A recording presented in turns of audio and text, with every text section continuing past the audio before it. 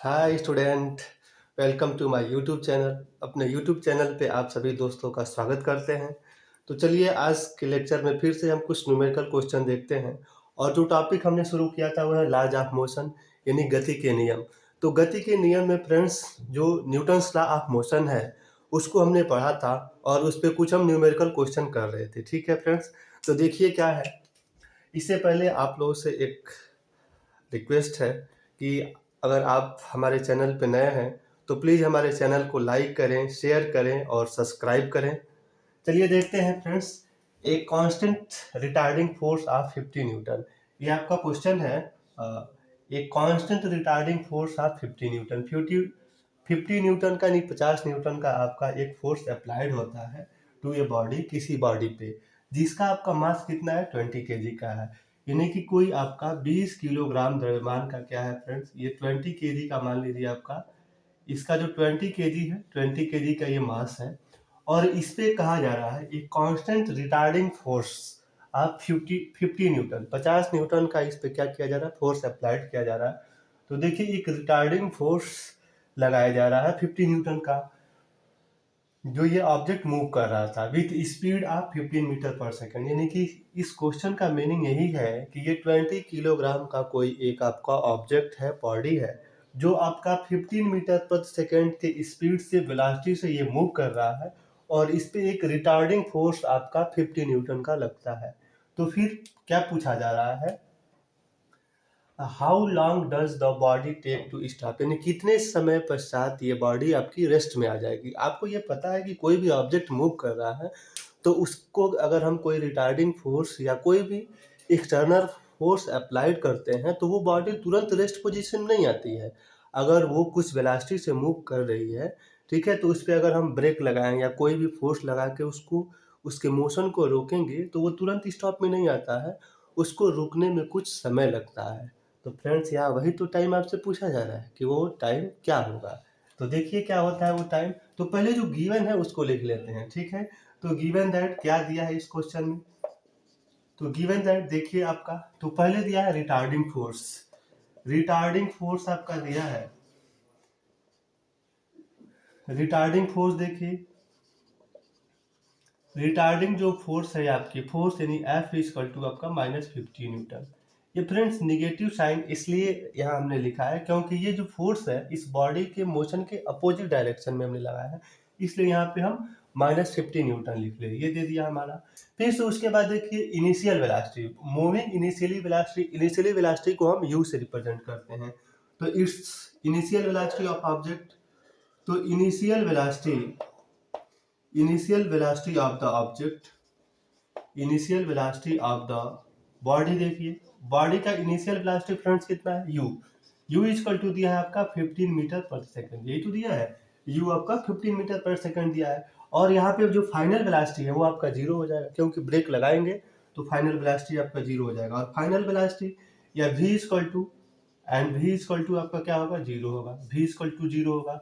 अब आपसे पूछा क्या जा रहा है फ्रेंड्स, t, यानी जो टी है टाइम है, टाइम कितना होगा ये आपसे पूछा जा रहा है, तो इसमें हमने क्वेश्चन मार्क लगाया, टी कितना आएगा, ठीक है। तो चलिए देखिए from the Newton second law, क्योंकि हमें फोर्स पता है, इस ऑब्जेक्ट का मास पता है, यहाँ मास लिख ले रहे हैं, mass of the body, mass of the body friends 20 KG है। देखिए मास ऑफ द बॉडी कितना है, 20 केजी है, तो ये आपका 20 केजी है, ठीक है। तो from the Newton second law, Newton का सेकंड लॉ क्या कहता है, Newton second law, Newton second law of motion, Newton का सेकंड लॉ ऑफ मोशन जो कह रहा है फ्रेंड्स, उसमें देखिए कैसे करेंगे। तो ये आपका होता है F equal to M into A, F equal to M into A. तो एक्सलेशन हमें ज्ञात नहीं है, तो एक्सलेशन निकालने के लिए ए इक्वल टू हो जाएगा आपका, देखिए ए बराबर हो जाएगा A equal to F by M, F by M, that imply, इसको लिख लेंगे, या ए इक्वल टू हो जाएगा, एफ की वैल्यू देखिए 50 न्यूटन है तो यहाँ -50 लिख लेंगे।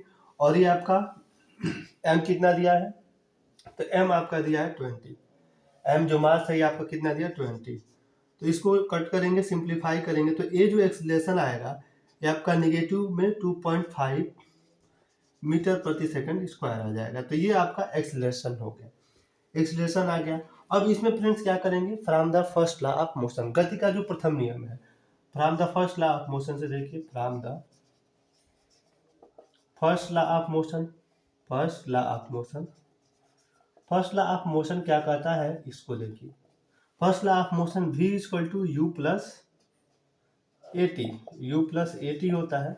तो v आपका क्या फ्रेंड्स कितना है, तो v आपका 0 है। u देखिए आपका दिया है 15 मीटर पर सेकेंड, अब प्लस a आपका अभी निकला है, a जो हमारा है a आपका निकला है -2.5, -2.5, ठीक है, और इंटू में t आपका हो गया, ठीक है।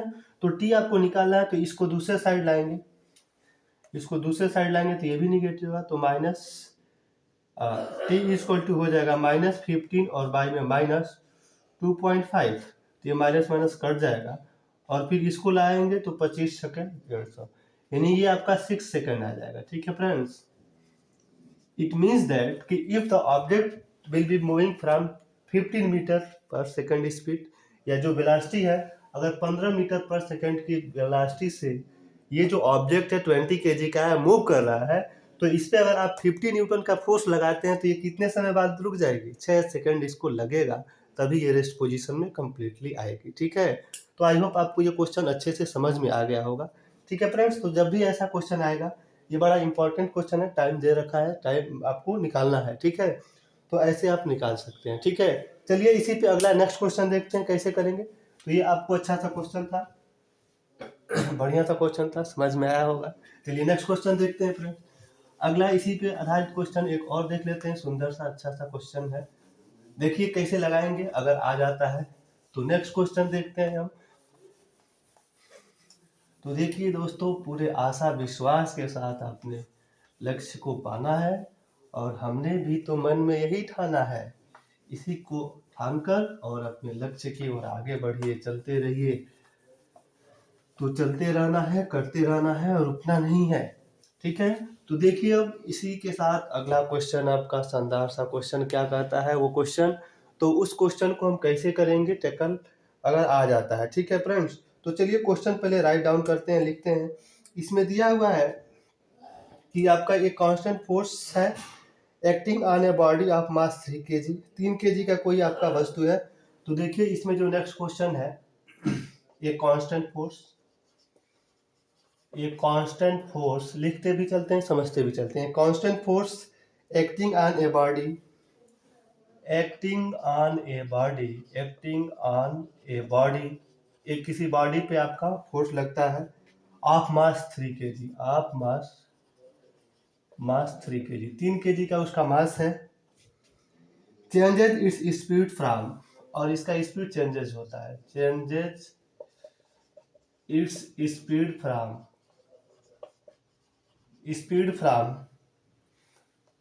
2.0 यानी 2 मीटर प्रति सेकेंड दे रखा है, 2.0 2 metre per second to 3.5 metre per second, to 3.5 metre प्रति second in 25 second, in 25 second, ठीक है फ्रेंड्स। तो ये आपका है 25 सेकेंड, ठीक है, 25 second. The direction of the motion of the body, अब उससे पूछा जा रहा है the direction of the motion of the body, motion of the body, direction of the motion of the body remains unchanged, motion of the body remains unchanged, remains unchanged रहे, remains unchanged। what is magnitude and direction of the force, तो अब आपसे पूछा जा रहा है what is the magnitude and direction of force, and direction of the force,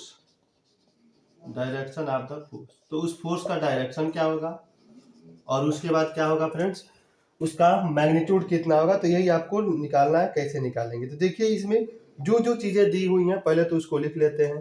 तो देखिए कहा जा रहा है constant force acting on a body of mass 3 kg, तो मास ऑफ द बॉडी पहले दिया है इसका, मास ऑफ द बॉडी, तो मास ऑफ द बॉडी लिखेंगे मास ऑफ द बॉडी कितना दिया है, चलिए इसको मेंशन करते हैं। तो ये क्वेश्चन आपका है, आई होप आपने क्वेश्चन समझे होंगे। देखिए फिर से एक बार हम पढ़ लेते हैं।